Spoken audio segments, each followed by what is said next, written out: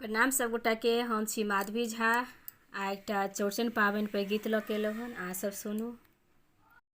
चौड़चन पाबनि बड़ महान, पाकल पूरी पकवान। चौड़चन पाबनि बड़ महान, पाकल पूरी पकवान। उगियो उगियो चौठी चाँद, साँझके बेरिया।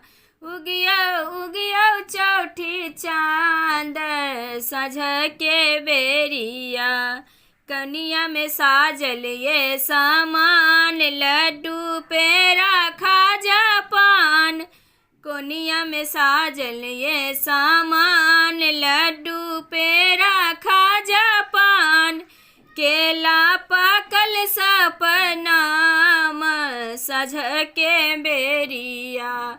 केला पाकल सपनाम, साँझके बेरिया। चौड़चन पाबनि बड़ महान, पाकल पूरी पकवान।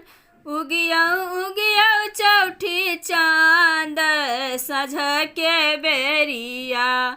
उगियो उगियो चौठी चाँद, साँझके बेरिया।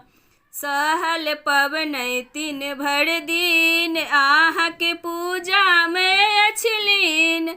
सहल पबनैतिन भर दिन, अहाँके पूजा में अछलीन।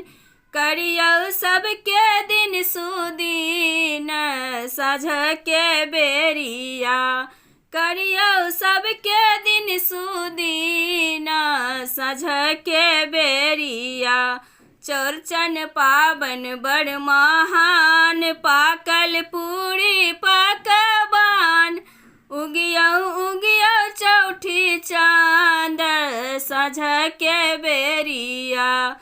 उगियो उगियो चौठी चाँद, साँझके बेरिया।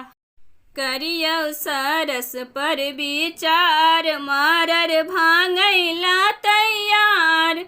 करियौ सरस पर विचार, मारर भांगैला तैयार। होइयौ जल्दी दिखार, साँझके बेरिया। होइयौ जल्दी सा दिखार, साँझके बेरिया। चौड़चन पाबनि बड़ महान, पाकल पूरी पकवान। उगियो उगियो चौठी चाँद, साँझके बेरिया। उगियो उगियो चौठी चाँद, साँझके बेरिया।